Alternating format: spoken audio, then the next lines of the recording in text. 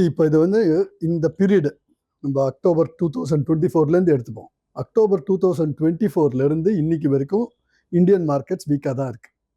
So the peak வந்து October 2024, அங்கேருந்து fall, நடுவில் ஒரு 6 months திருப்பி பவுன்ஸ் ஆகி அந்த பீக்கை திருப்பி அச்சீவ் பண்ணிட்டு அங்கேருந்து திருப்பி ஈரான் வார் வந்த உடனே it has come down. But இந்த மார்க்கெட்ஸ் ஏன் இப்படி இருக்குன்றதுக்கு தெர் ஆர் மல்டிபிள் ஃபேக்டர்ஸ். ஒரு ஃபேக்டர் மட்டும் இல்லை, முதல்ல வேல்யூவேஷன் அதிகமாக இருந்தது, அங்கேருந்து வேல்யூவேஷன் ரீரேட்டிங். ஏன்னா ஏர்னிங்ஸ், இந்தியாவோட கார்பரேட் ஏர்னிங்ஸ் குறைஞ்சது, அந்த கார்பரேட் ஏர்னிங்ஸ் குறைஞ்சதோட இம்பேக்ட் வேல்யூவேஷனில் வந்தது, இறங்கித்து. தென் 2025 மொத்தம் பார்த்தீங்கன்னாக்கா tariff was the risk. So tariff uncertainty அதிகமாக இருந்ததுனால இந்தியன் மார்க்கெட்ஸ் அன்சர்டனிட்டியை ப்ரைஸ் பண்ணிட்டு டீரேட்டிங் ஆச்சு.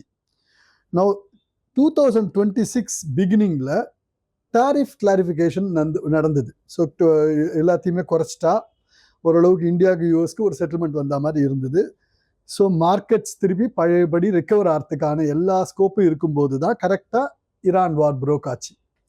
ஈரான் வார் ப்ரோக் ஆனதில் நமக்கு 3-4 சேலஞ்சஸ் வந்திருக்கு. சேலஞ்ச் 1 வந்து ஸ்ட்ரெயிட் ஆஃப் ஹோம்ஸ் க்ளோஸ் ஆனதுனால supply disruption. So oil price ஏறுறதுன்றது ஒரு பிரச்சனை, ஆயில் கிடைக்கிறதே கஷ்டமாக இருக்குன்றது அதை விட பெரிய பிரச்சனை. ஸோ சப்ளை டிஸ்ரப்ஷன் அதான் அர்த்தம். எனக்கு ஈஸியாக ஆயில் கிடைச்சிட்டு இருந்தது அங்கேருந்து, அதுவே இப்போ ஒரு சேலஞ்சாக ஆயிடுது.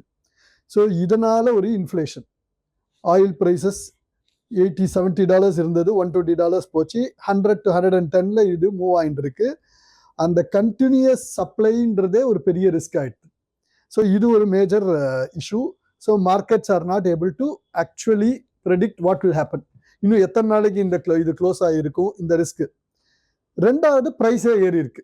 ஸோ நம்மளுடைய பட்ஜெட்டில் எடுத்தீங்கன்னு வச்சுக்கோங்க, FY27 பட்ஜெட் ரிலீஸ் பண்ணும்போது பிப்ரவரியில் நம்ம ஆயில் வந்து price, average price for the year அப்படின்னு எடுக்கும்போது $85 எடுத்திருக்கா இந்தியாவில் பட்ஜெட் பண்ணும்போது. ஸோ அந்த $85 பேஸாக எடுத்தீங்கன்னா இன்னைக்கு 100 to 110 இருக்கு. So the reason clear 20% hike in prices. So அது ஃபேக்டர் ஆகுது இன்ஃப்ளேஷனில்.